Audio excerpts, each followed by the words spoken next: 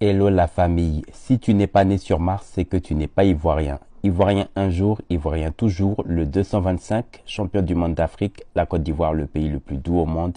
Est-ce que tu as entendu ça? Asseyez-vous tranquillement dans votre fauteuil famille. Je ne sais pas si vous avez fait le même constat que moi, mais ça fait depuis un certain moment que toutes les personnes vraiment qui sont appréhendées pour tout ce qui concerne les déstabilisations, en tout cas dans notre pays, sur le territoire ivoirien, c'est pour la plupart des binationaux ou des personnes qui sont en tout cas d'origine étrangère et qui ont pour la plupart reçu leur naturalisation ou de leurs parents qui sont nés sur le territoire ivoirien et qui par la suite leurs enfants donc ont par la suite obtenu donc la naturalisation ivoirienne, mais qui ont une totale méconnaissance justement de ce que justement la Côte d'Ivoire leur a donné justement comme avantage, comme bon vivre justement de ce qu'ils ont pu aller se partir, parce que justement qu'on part se chercher ailleurs, c'est toujours là où on se sent le mieux, c'est toujours là où il y a du bon vivre, c'est là où il y a toujours justement des opportunités. Mais pour la plupart, et je le dis, que ce soit des personnes qui ont obtenu la naturalisation ou les binationaux, ce sont des personnes qui justement ont une contrainte justement, soit de la haine ou en tout cas une complète méconnaissance, je le dis, à l'égard justement de notre pays, la Côte d'Ivoire.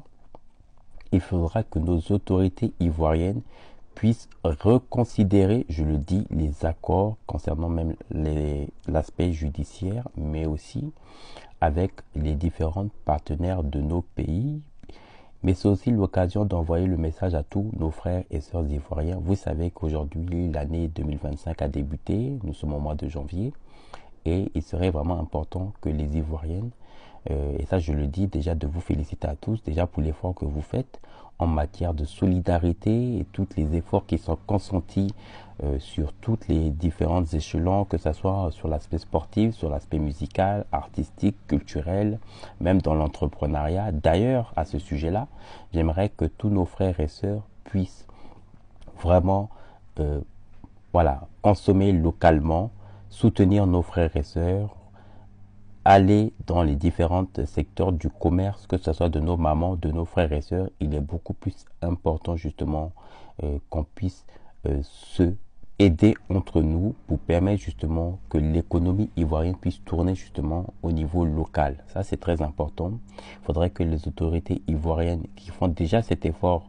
dans l'accompagnement des financements de l'entrepreneuriat, mais qui puissent encore davantage accentuer justement dans ce processus-là, puisqu'il y a de plus en plus nombreux de nos frères et sœurs qui ont décidé d'investir en Côte d'Ivoire. Moi-même qui vous parle, je suis un chef d'entreprise. Ça va faire maintenant 2 ans que j'ai investi en Côte d'Ivoire. Je laisserai de toute façon voilà, le lien pour, en tout cas dans le bas de ma vidéo, pour ce qui concerne mon agence, pour toutes les personnes qui ont besoin de biens, de terrain ou d'immobilier. Ça, je le dis, c'est aussi important de se sécuriser parce que ça va permettre justement, vous savez que les biens ont de la valeur, hein, plus le temps passe, plus justement elle prend de la valeur, et que nos parents puissent vraiment prioriser les terrains à nos frères et sœurs ivoiriennes. Ça, je le dis, éviter de brader les terrains aux étrangers. Voilà, de toute façon, même si la terre n'est pas appartient à l'État, mais il est important que quand même les frères ivoiriennes comprennent cela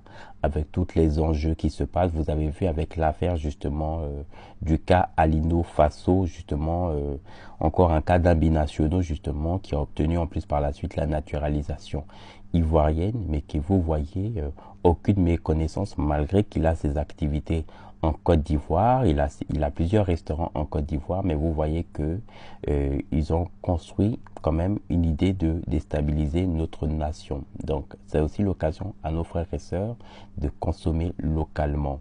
Donc, je mettrai en bas de ma vidéo pour toutes les personnes qui sont intéressées de biens, tout ce qui concerne des terrains ou immobilier ou autres. Vous pouvez me contacter à mon agence qui est située du côté de Bingerville, à Abidjan. Et on aura en tout cas le plaisir de vous accueillir. Donc ça, c'est très important. N'hésitez pas à vous abonner, à liker et à laisser un commentaire en bas de ma vidéo. À très vite.